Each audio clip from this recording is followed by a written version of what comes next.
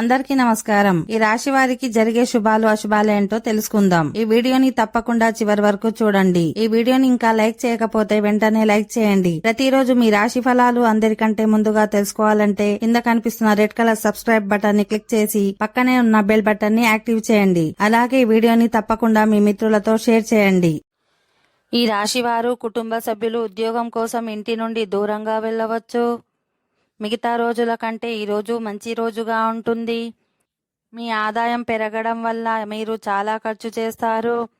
కుటుంబ సభ్యులకు చేసిన వాగ్దానాన్ని కూడా సులభంగా నెరవేరుస్తారు.